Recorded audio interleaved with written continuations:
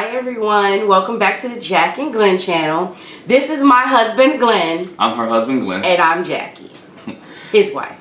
Yes, his wife, my wife. Anyway, we're here to review episode 10 of season 9, Married at First Sight. Yes. What a good episode it was. I thought it was very intriguing, very impelling. Told a lot of stories about the couples and what they had going on in their relationships, and we saw a lot of walls come down in this episode. People really were sharing their true feelings. We even saw Pastor Cal, throw a little hood in there for a minute. Yeah. So they did a new thing this year, which I think is good. At the halfway point, they are doing recommitment day to see where everybody stands and if they're committed to sticking it out for the next 4 weeks. Yeah, it's one of them, make sure if they see if they can stick it out, see if they can fix any issues, any problems.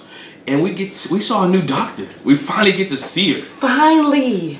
She had conversation. I just was telling my husband, I was like, they haven't really showed that other lady a lot. And she showed up on this episode. I was like, oh wow. Even one of the couples noticed it. Craig's like, I want to see her. Okay, but anyway. Yeah, Greg wanted to see it because she's a sex therapist, Dr. Viv. Oh, Dr. Viv. Dr. Viv. Viviana. And Greg was like, I want to see her. She's a sex therapist. But we're not going to start with Greg and Deonna today because that's one of our couples that we like. But we love them. But anyway.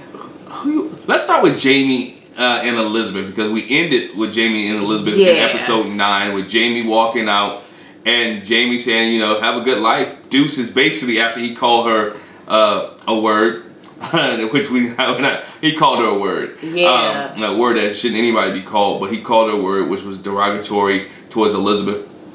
And she was highly upset. But when we get here, we find out Jamie has been gone for 2 whole days. 2 days. 2 days. He meant that have a good life. I'm gone. 2 days. Yep. The same person that was like, oh no, Dr. Pepper said that you can't leave. He left for 2 days.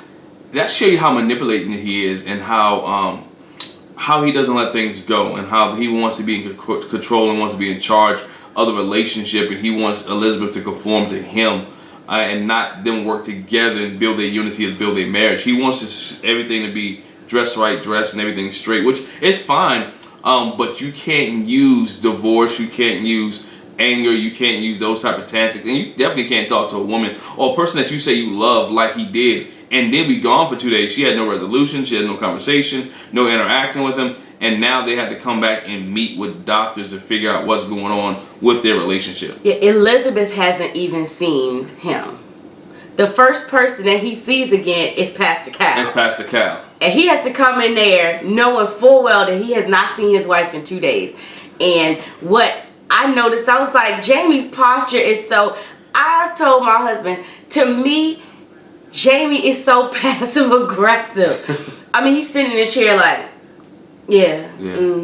like he's all cool and calm, like he don't explode in a second. I'm like, this dude. As my mama would say, like his stuff don't stink. That too. That too. I mean, his posture just threw me. But what I could appreciate, and they both did it, is off the top, Jamie was like, it's been a roller coaster. Yeah. Elizabeth said, it's been a roller coaster. It's been one for them and it's been one for us. Absolutely. It is, but you got to go back. Even with Elizabeth, you got to look at why it's a roller coaster. She's leaving. She's leaving where her father took care of her, where she has everything, all her needs met, and now she's going to a guy who doesn't take that from her. He wants her to be just as engaged as she is. He wants her to be able to share her feelings. He wants her to realize, look, it's not just about you; it's about us. Well, I disagree. She is coming from her dad being a princess, and I don't think that Jamie doesn't want to treat her like a princess. He just doesn't want to put up with the spoiled attitude of the princess. We know from the month anniversary, he would like to be romantic and share and do sweet, nice things for her and treat her nice. But it's like she expects so much more. She's a spoiled, rotten brat. Yes, she is, and but she can't take criticism, and but also what we learned is all about tone, pitch, and voice. Yes. And it's also about, I want to add one more, tone, pitch, voice, and timing. Yes. There's always a certain time to do it. There's a certain tone you got to talk to people, a certain pitch you got to have, and a certain voice that you have to have. And it also has to be the right timing. The timing for your anniversary night was not the timing for him to call her materialistic, whatever. That's not the right time. The next day, maybe, or in the midst of conversation, when we were watching. Or don't call her that. Don't call her that anyway. Let's just talk about it. Yeah, let's just talk about it. I'm not saying call her name, but when we was talking about, change the timing around. Okay, this is our month anniversary. Let's have a good month anniversary, and a later date, or even in the presence of one of the therapists, bring it up. Right. So there's no blow up, and that you have a mediator in the middle. Yeah, and so they were both asked the question, what has to happen for you to say yes? And Beth never ever actually really answered it per se. Yeah. She was just like, he's just so. Jamie's just so, and so Jamie was like. He said it. He was like, I would say for me to say yes, we'd have to have no more fallouts. And I'll acknowledge that I get angry and we both get angry and we turn on each other. We get defensive. Jamie realized, and Elizabeth said that, but she didn't say it like that. Right. The one thing I noticed about Elizabeth is, and you tell me if y'all noticed it, it was like everything was Jamie. Yeah, it could have been editing too that they didn't show her say anything about herself. I doubt it. But she never really mentioned or took any fault in this situation. No. At all with the blow up for Jamie. And I'm not talking about just this blow up with Jamie, but the blow up when they was on their honeymoon. The blow up, the other blow up they had about the dogs, or the blow up they had about this. She really never really takes responsibility for her role and her action in the situation. Now it's take two to tango, and she has to do that. But in order for this marriage to continue to work, they have to work together. Absolutely. And they're going to be able to have to communicate with one another. I think Jamie said that when he talked to Pastor Cal. We have to learn how to talk to each other. Yes. We have to learn how to communicate effectively, so we're not going to have any blow-ups. Now, of course, you can have blow-ups, but you don't have to have a blow-up where you got to go to another room, where you got to leave for 2 days, or you got to just use the D word. And Pastor Cal said that. Stop using these weapons of divorce. Yes. Stop using the weapon of sex, because Elizabeth's issue was that Jamie wants sex 6 to 7 times a week. He wants sex every day. And she acknowledged that she does it to appease him. So on the flip side, Jamie says that he feels like she uses it as a weapon. As a controlling mechanism. Now, somebody ain't telling the story. I said somebody lying. I don't. Let us know what you think. Who's telling the truth? Somebody lying. Does Jamie want it too much, or is Elizabeth who wants it too much? And it's 6 to 7 times a week. Or is she giving it too much? She's giving it too much. Y'all let us know, because I got my theory. I think Elizabeth is stretching that a little too bit. I think Jamie does want sex, and I think she is. I think Elizabeth's telling the truth. I think she does give it to him just to appease him, because she wants to make him happy, and she wants to love him. If you go back to the previous episode with the Caucasian sex comment, it was all about sex, and she's giving it to him, making him happy. He was mad because she wouldn't give him no sex. So now I think it is, their relationship is built on a lot of sex. And one of our subscribers said, I think Jay Adams said on our last episode, was like, why are these women being pressured to give men they don't know, or have sex with men they don't know men they don't know sex? And if you look at it, the couples who've had sex are having a lot of issues. Well, not Deonna and Greg. Well, Deonna and Greg, but those who have sex early in the relationship are having a lot of issues. Right. Maybe there's a point to that. Yeah, but on that note, I thought about this. I'm curious to know. I might try to research it. What happens because there are cultures that have arranged marriages. So how does that work? You wonder how often sex enters in that relationship. I'm curious to know, because it's the same type of thing. Yeah. I bet you they don't wait 6 months to a year. Nah. I'm telling you. But they're also not filmed and watched by millions of people neither. Right. But we find out, we talk about Iris, that's one of the issues. So yeah, I'm curious to know. So just the last few things about Jamie and Elizabeth. Pastor Kyle put the ball in his court, and somewhat let him know, as a man, the relationship, the marriage rises and falls on you. Yeah. It's on you to make what's going to be the marriage. Yeah. How are you going to do it? As a man, you got to make the necessary adjustments in order to take care of your household, or to run your household. And I'm not saying run with an iron fist, but you know, men and women have to submit to another. You're coming from different cultures, different backgrounds, and so therefore you have to put this thing in there. You know, I think when I share a little bit about us when we got married, and my father told us it's not 50-50. No, absolutely not. Because if I bring 50, you bring 50, there's another 50 out there. It has to be bringing in 100 and 100%. So when you get into this relationship, they had to bring in 100% of themselves into this relationship, and I think that's what Jamie and Elizabeth have to do. Yeah, and just a little funny, and I guess we can go from them to Matt and Amber because same thing happened. So at the end, he finally comes home. They got to get together and talk about it, and he comes in like, "Hey, what's up?" I don't understand these guys. And I said this the same thing with Matt. You ain't been home in 2 days. If I hadn't been home in 2 days, I'm coming in ducking. Might even come home with a bulletproof vest on, like a helmet, some riot gear, or something. If I ain't been home in 2 days, we ain't talk, I ain't text, I ain't make a phone call. I better come in with a hospital, a bracelet, or something. But you didn't come and say, "Hey, what's up? How you doing?" Like nonchalant. Leaned in for a hug and everything. How you doing? Like for a hug. You ain't getting no affection. No. You gotta be smart enough to know that you've been away from this woman for 2 days. That you're not getting no hug, you're not getting no affection. You barely might even not let you in the house if they could change the lock on the door. But right. So yeah. So let's go from them to Matt and Amber. Same thing. Matt comes in after 2 days and is like, "Yo, what's up?" He went missing again. Matt, we had such high hopes for you. He went missing again. I got duped. I got suckered. Last week in the song, he got some points with me. You were so encouraged. I was encouraged. You were so encouraged that he let you down. He picked you up just to let you back down. Pick me up, let me down. Set me up to let me fall again. Yeah. And so, again, first person he sees is Pastor Cal. And Pastor Cal's like, "Bro, where you been? What do you do when the cameras aren't on? Like, bruh, you go missing. What the heck? Where you been at?" And he's like, and Pastor Cal said, "Look, bruh, don't BS me." Yeah, he like, I thought that was hilarious. Pastor Cal's like, "Look, I ain't got time for it. I have no time for fake ones." I ain't no time for fake ones. So he's like, "Yo, you know how your marriage going? Everything's going well." You're like, "Come on, dude." Listen, I said Matt is delusional. He was like, we're in a good place. You know, this past month has been, it's been pretty okay. Pastor Cal's like, I don't know. Did Matt forget cameras to follow him? Did he forget there's producers? Did he forget that Amber's not gonna cover for him? What in the world did he think? I really think Matt thinks this is like a movie set or TV show. They says he only comes around when they're filming. Oh my gosh. When Amber sat down with Dr. Viv and was like, he is completely different when the cameras are on as opposed to when they're off. When they're on, he's so loving and attentive and all like that. And Matt willingly acknowledged that I need my space. I have to get away, and I have to get away. I have to clear my mind, and I have to find a space. And I really wondered how much of, I don't think it was so much that he has to get away from Amber.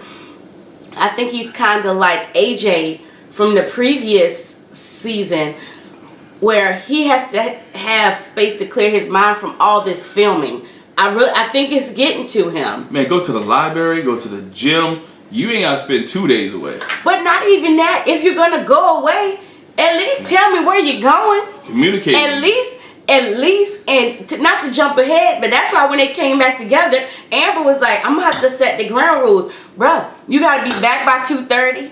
You gotta let me know when you leave, and let me know when you come back. This is what it's gonna be." I was like, "Go, Amber." It was still kind of weak though. I promise you, her middle schoolers run over her. I promise you they do. At 2:30 in the morning, bro. Ain't nothing open at 2:30 in the morning. Listen. Even strip clubs are closed at 2:30 in the morning. Listen. And I don't do strip clubs, but I'm saying. It's an old saying. Old women say it. Old school mothers. Ain't nothing open at 2:30 but legs. Well, you can't say that these days. Walmart is still open. 7-Eleven is still open. In Matt's case. Wawa still open. In Matt's case, because Dr. Cal even knows that saying. Because he asked, "Is it another woman?" Is it another woman, bro? He said, Matt clutched his pearls. I'm disappointed you asked that. Another woman? I'm so disappointed that question would even come up. Pastor Cal said, what am I supposed to think?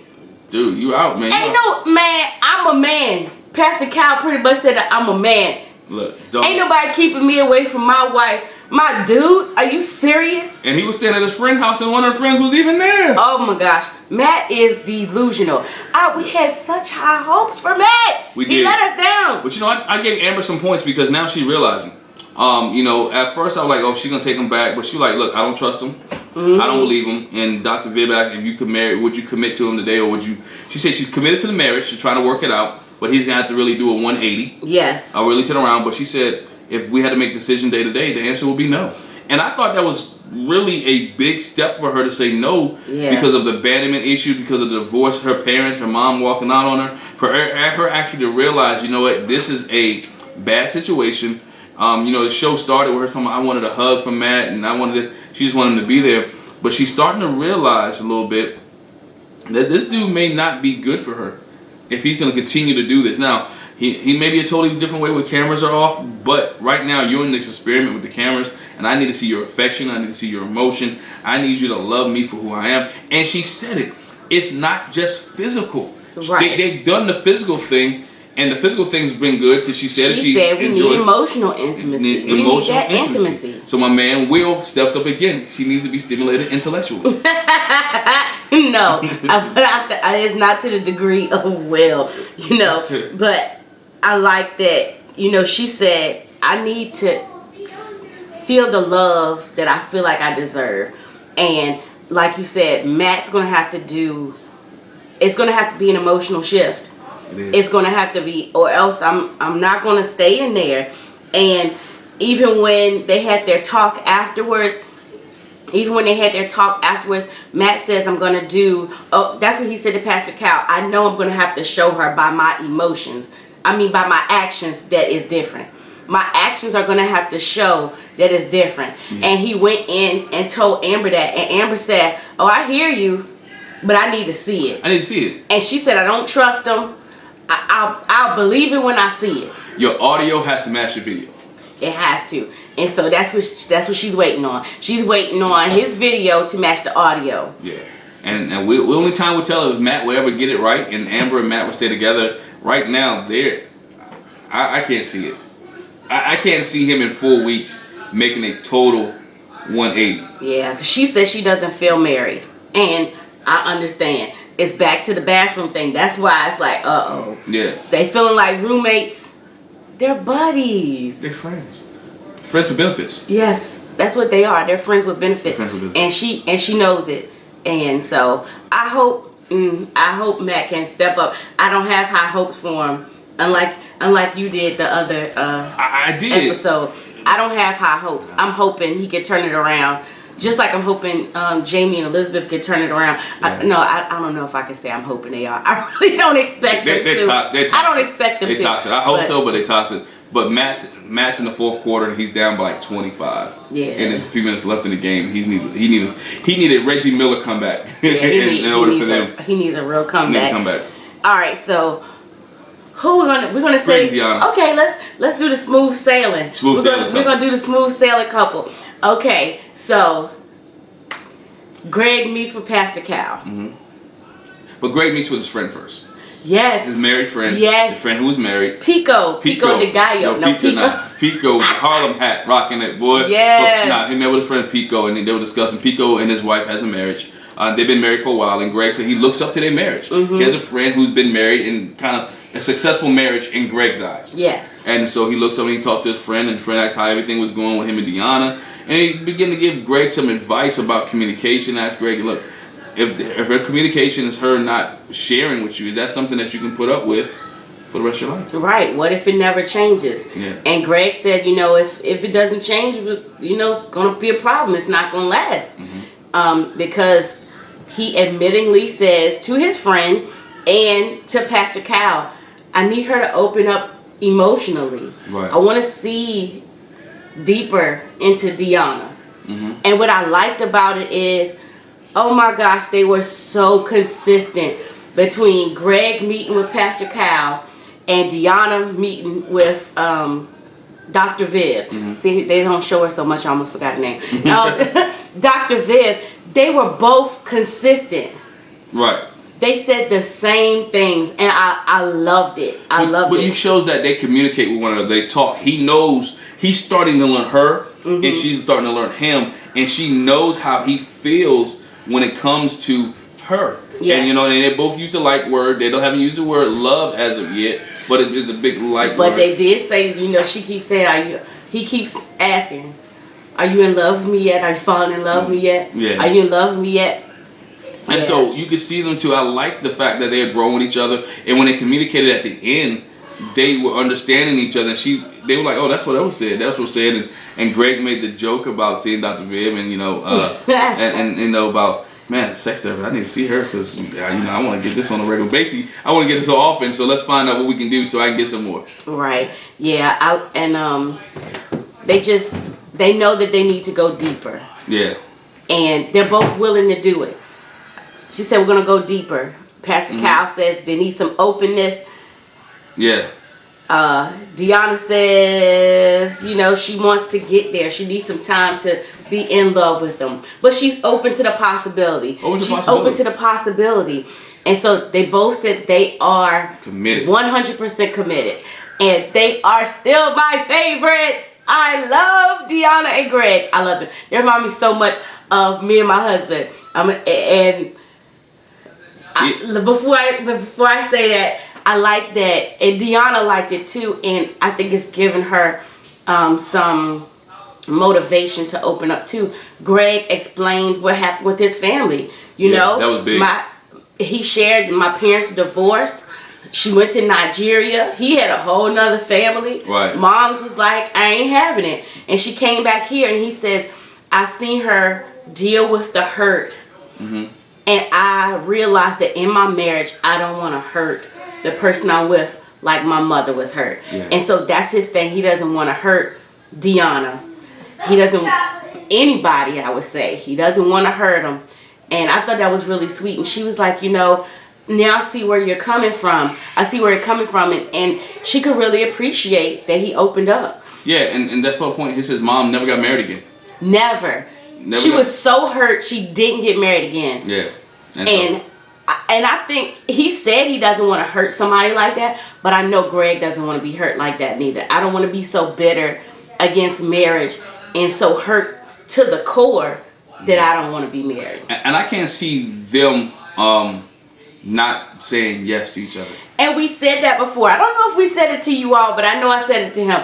I was like, I can't imagine what could ever make them say no on decision day. It would have to be something that completely uproots everything. Yeah, it's something very dramatic. Very dramatic. And I can't see them not saying yes on decision day. And it's something like us too, because I have to cut the lights out before I go to bed too. And I sleep by the door. I laughed when she was like in the bed and Greg coming to the bed. Hey player, you want to turn that light off? Turn that big light off and turn this one off. I laugh because I do that to him. I'll be like, even anyway. Yeah, hit the lights off. But let's get to, even if he's got comfortable in the bed, I'll be like, hey, you know it's your job to turn the lights off. I need to get one of those old things called clappers so we go clap off, clap on. I want to sponsor us if you're still out there. We can do that too. But that made me laugh. So they really do remind me of us. I love them. I love them. Well, let's get to Iris and Keith. Okay, so Greg opened with talking to his friend Pico. Iris and Keith opened with an activity. They're trying to get them to open up sexually. Right, Dr. So Swartz, Dr. Pepper. Yes, go ahead. Dr. Pepper giving them an activity. I like this activity. On every episode, every time they do this activity, I like this activity. It's funny. It's funny. It's funny to me. So what activity were they giving? The activity, they would give us some dice. And on the dice, they had to roll the dice. And one dice has action, and the other part has a body part or something of that nature that they have to do. Yeah. And Iris was so uncomfortable. She was. Oh, she was. So they rolled the dice, and gosh, what was the first one? Was it kiss toes? No, it was like tickle this or touch that or kiss a body part. Yes. And so, Iris is like, no. And to touch The touch boobs cups. Oh no. No. And I'm sitting here thinking, like, you're supposed to participate. You telling me all this? Y'all been married for 4 weeks and he hasn't touched your boob? I'm just saying. He ain't rubbed your boob. He ain't hit you with the side boob. He ain't rubbed your back. And you saying no? Is this because the camera's on? You don't want to touch boob? You don't want him to touch your boob? Listen. After they played this game, I was like, I can't believe that on the AfterBuzz, Iris was like, unfiltered. Yes, I'm sorry. Yes, unfiltered. Ooh. No. We leave that in there. Unfiltered. Unfiltered. So on Unfiltered, you know, she says, no, I haven't gone all the way, but I have done other things. So I'm like, for her to be so shy and for her to like Keith like she says she likes him, like, she pecked him on the arm. She kissed his feet like that. Now, I'm not saying she had to kiss his feet. No, it was lick his toes. Or something it was kiss toes. Kiss toes. It was kiss toes. But she was so, oh my gosh. I was like, she is so shy for her to have done anything. Y'all should have known this. She has 2 sinks. One for washing your hands and one for washing your face. So you know she wasn't going to kiss his toes. Come on. Well, I didn't expect her to kiss the toes. But, like, touch boobs, like she was like, no. Girl, what? Are you serious? I couldn't believe it. And so Keith kind of said, like, you're immature. And it wasn't an argument per se, but they made some slick comments to each other. Yeah, he was like, well, if you're not going to do what it says, that defeats the purpose. She was like, yeah, so we shouldn't just play. We just shouldn't play. Oh my gosh. Iris, stop it, girl. I think she does some of that for the camera. I'm starting to think that some of her knows and some of her is for, at the beginning I was thinking this is for the camera. That she was like, no, I'm not touching you. I'm not going to let you touch my boob. And I'm not saying, this is your husband. This is the person that you've been knowing for 4 weeks.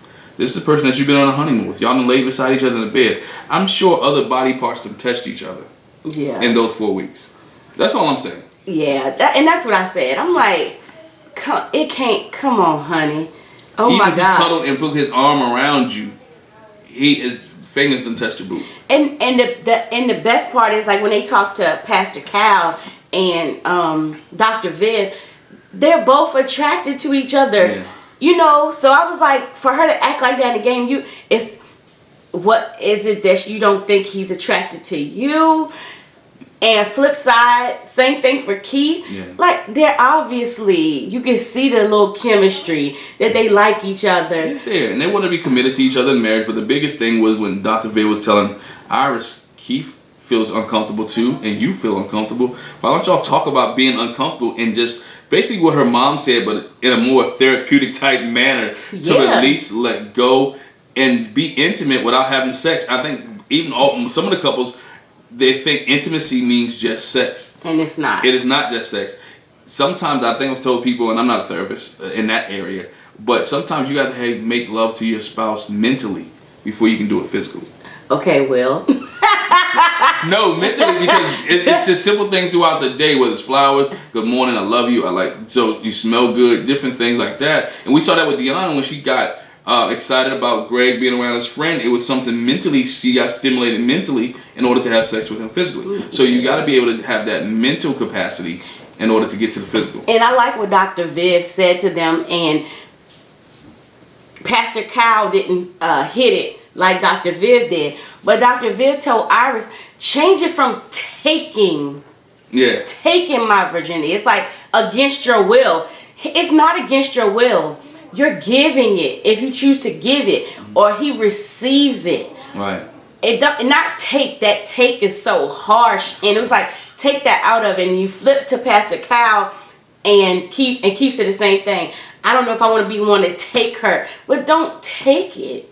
Right. Let her give, and you willingly receive, make the sweetness about it. And so, sweetest taboo. They both are committed. They're both committed to the relationship. They want to stick in for the long haul. And honestly, I can't see anything that would make them say no, really, either. I can't really see it. But I can't either. I think even if they don't have sex within the 8 weeks, I still don't think them saying no. But I do think by the end of this episode, what we saw at the end of this episode, they're well on their way. They're well on their way. We laughed because, okay, Iris's mom was like, just jump in. She gave her permission, just be, and not just because I know, you know, people have had this conversation, not go ahead and jump in the bed, but she was saying to her daughter, be all in. Yeah. Give of yourself. Be willing to open yourself. Be willing to try some new things. Be open. And so Dr. Viv said that too, but Dr. Viv said it specifically for what her specialty is. Mm-hmm. You know, I'm a sexologist, I'm a sex therapist. So try some other things that are sensual and arousing. Take a shower together. Take a shower together. Do some things and all that different things so you find yourself. Get some body paints and say, I have it 3 places. And Iris was like, okay, all right. And so at the end, she got the body paints. I said, okay. So Dr. Viv came through like a wrecking ball. On her first appearance. On her first appearance. She put some stuff. She motivated Iris. I thought that was nice. She motivated Iris. And Keith was like excited, like, okay. He was. They had the top down and body paint, and you start seeing them kissing each other and licking the paint off and enjoying it. And she asked Keith, "Do you like this flavor?" And then we saw my man Keith licking the inner thigh. Listen. He licking in the thigh, and I thought that was funny because if you go back to when they were rolling the dice, one of the things was blowing her ear, and he blew in her Iris' ear. She was sarcastic, like, "Ooh," faking. But we saw here when he was looking at the inner thigh, she was really into it, and that's how the episode kind of go off. Right. It leaves you like, did Iris and Keith really go the full way? Did Iris and Keith just have fun and stop being real intimate with each other? They did. And so that's what you like to see from Iris and Keith, that they were intimate with one another, that they could continue to form the intimacy. I don't think anybody really wants her to just lose her virginity like that. No. But they want to see her to be open, because she needs to grow up. In order for her to get to that point, she's going to have to grow up. Grow up in that. And I think in that end scene with them, she grew up. She grew up a little bit. She grew up. And I was just... And Keith grew up as well, because he let down his walls by being, you know what, I don't want to hurt her. I don't want to take it. And you got to look at it, he probably never had sex with a virgin before. And didn't know how to respond to it or how to act to it. And that's one thing that he wanted to make sure she was fine with. Yes. I think he was more care of her feelings and emotions and how she would react to it than him. And he was willing to let go his sexual needs to make sure she was happy. And that's why I think they will stay together, because he cares about her and she cares about him, and they don't mind working together. She does. And so they're my second favorite couple. I think now that the sexual tension has been released, it's not so stuffy or uptight. I think they're gonna be okay. I think they're gonna be alright. I think they'd be fine. I think tonight was a good show for all our couples to kind of recommit, as the title of the show was, recommit to each other and see what areas they need to work on, what areas they need to recommit in, what areas they need to work in, and how they can build and make this marriage just a little bit better. I'm really excited for the next second half of the show, the next episode 11, and see where they go from here. Where does Matt turn around? Does Iris and Keith continue to show that intimacy? Do Deonna and Greg, some people may say they're boring, but do they continue to express themselves in a more mature type way? And can Jamie and Elizabeth really begin to learn how to talk to each other? Yeah, that's what I'm looking forward to in the next couple episodes. Yeah, I am too. So I'm excited to see where the couples are going to go from here as we get closer to decision day. Yeah, closer to decision day. Yeah. So make sure you leave a comment in the comment section. Make sure you subscribe. Make sure you hit that bell notification. Please leave a comment. We'll interact with you. We'll talk about what you say on our show. We'll definitely get back with you. Please let us know what you think, because it makes it fun to talk to you, the viewers of our channel, about Married at First Sight. Once again, make sure you hit the subscribe button, the bell notification, and never miss any of our shows. And we'll catch you next week on episode 11. If we missed anything, please let us know. Yes, please. Thanks for joining us. Bye. Bye.